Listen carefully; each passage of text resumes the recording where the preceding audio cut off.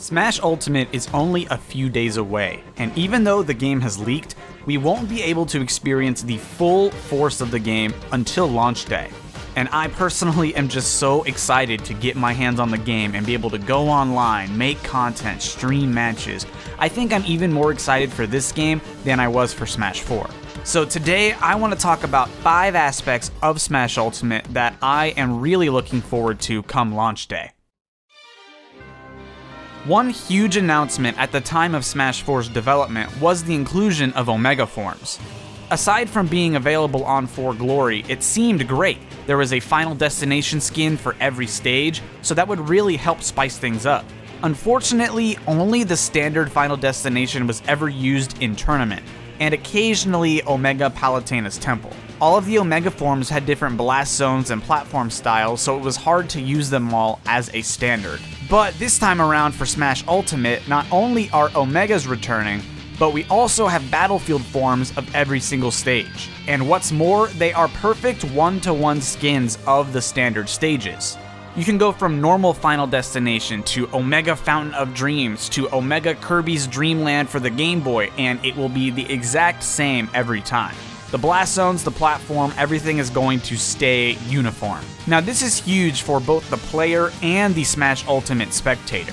An unfortunate side effect of the competitive scene is that you don't really get to experience all of the music and stages in the game. For example, let's take the final stage list for Smash 4, which only has 6 stages used. Compare that to the full game, which has 55 total stages. You are getting just a small chunk of the full experience. There's a similar problem happening with Smash Ultimate as well. Somewhere around 15 stages are being considered as legal for the competitive scene in a game that has over 100 stages. And I get why you need to have a balanced game if you're going to make it competitive, but it's just a shame that we don't get to experience the full game. And so that's why it's awesome that one-to-one Battlefield and Final Destination skins mean that we get to experience the music and the visuals from every single stage in the game. It will really help spice up tournament viewing and playing because you're not going to be stuck looking at the same handful of stages. You can at least experience everything while also having a standard,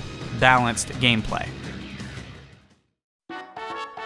Now, I've always been a huge proponent for more alternate costumes in Smash. Project M kind of instilled this in me, and it's something that I've always been for. And this time around, we really have a lot of options for fighters. Mario has his Builder and Wedding variants. Link has his brand new and classic looks based on Breath of the Wild.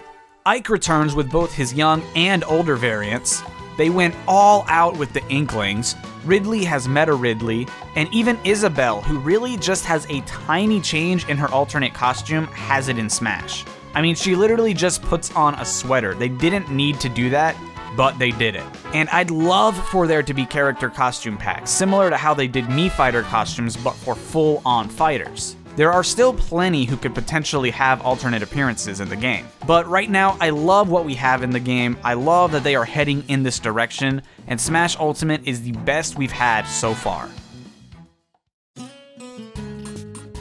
A big problem in Smash 4 was the pretty locked down online mode. You had 4 Glory and 4 Fun, and those were the main 2 modes. 4 Glory was only on Final Destination, whether it was a free-for-all, or doubles, or singles, and 4 Fun had all the stages, but also had all the items. And 4 Glory maybe had 3 or 4 different variants because the Omega forms had different blast zones, stage sizes, whether or not it had walls. So there were different factors, but for all intents and purposes, they were the same.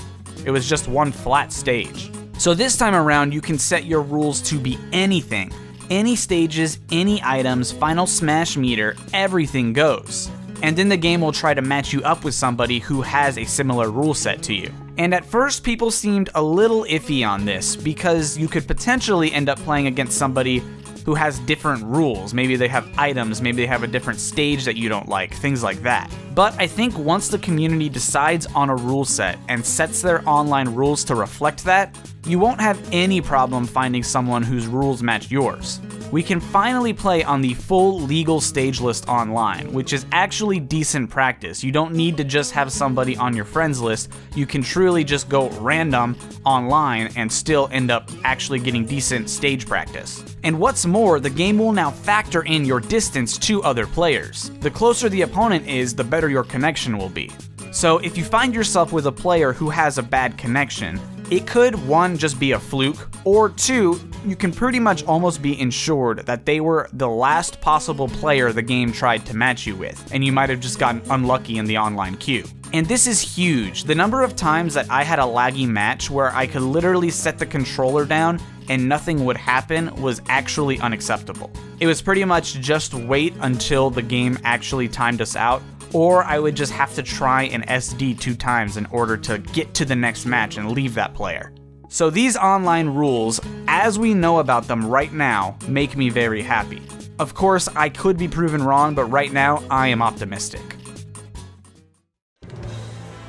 Now I gotta say that the menu being so much better than Smash 3DS and Wii U really pleases me. It still has a similar style, you know, it's not like Melee or 64 where it's just a list and you go into submenu after submenu. But this time around they took their design philosophy and they did it actually well. And I think the Switch being mobile is entirely responsible. I know Smash 3DS is mobile, but it doesn't really have the same style, and I think that might be because there was also a Wii U version, so they wanted them to kind of look the same. But I think with the Switch version of Smash, they were really trying to simulate a mobile phone app menu style, because the Switch is so portable. Each section has a distinct idea, and nothing is really hidden away behind 3 different submenus like in Smash 4. And above all, the settings are on the side, literally accessible from any part of the menu until you get into the character select screen. It's perfect, and I couldn't be happier with it. And finally, I just gotta be cliche and say that my number 1 is simply that everyone is here. I remember when Brawl was coming out and people were so disappointed when Dr. Mario, Pichu, Young Link were all cut. It set a precedent that hadn't been a thing before. We only had 2 Smash titles before then, and Melee also was an Everyone is Here Smash because it brought everyone from Smash 64 and built upon it. Brawl was the first one that really cut a character. So of course when Smash 4 came around, everyone was super anxious worrying which characters would be cut. And of course some were again cut, while others actually returned. So it was nice for some fans and sad for others. And Sakurai said that this time around, in order to avoid any fans being upset that their favorite fighters aren't returning, they just brought everyone back. And I really admire that about Sakurai. He always wants to make as many people happy as he can. It shows just how seriously he takes his job. He isn't doing it for his own pleasure, or just to make money, or just to keep Nintendo happy.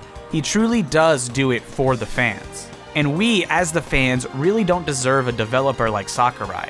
Despite different gameplay choices he's made, whether you agree or disagree, he had no malice in his heart. He simply wanted to make players happy. And as a result, we receive a game this time around that might be a world record contender for just the sheer amount of content in a single game. And we still have more to come. But those guys are the 5 things I am most excited about. There were a couple others, but in order to keep it nice and uniform, I just wanted to make it 5.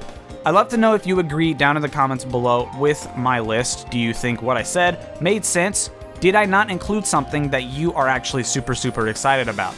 Like I said, this game just has so much content that there's just so much to be excited about. So there's easily things that you are excited for that I didn't mention this time around. I mean, I didn't even talk about adventure mode, and even I personally am super excited for World of Light. So anything and everything you guys have to say, I would love to know about it down in the comments below. We are just literally 4 days. I'm looking at the date right now and it says 12/3. So we literally have only 4 days until the 7th. Which really actually makes it only 3 days because the game comes out at midnight on the 7th, so it's really still the 6th when you kind of think about it. So I'm just so pumped for this game. I can't wait to make content. I can't wait to just play it, honestly. I am just so excited. 2019 is going to be an amazing year, and I just can't wait. I hope you guys enjoyed this video. If you did, please leave a like down below. If you guys are new, be sure to subscribe. I will see you guys next time. We only have one more video before Smash Ultimate comes out, so we are there. It is time.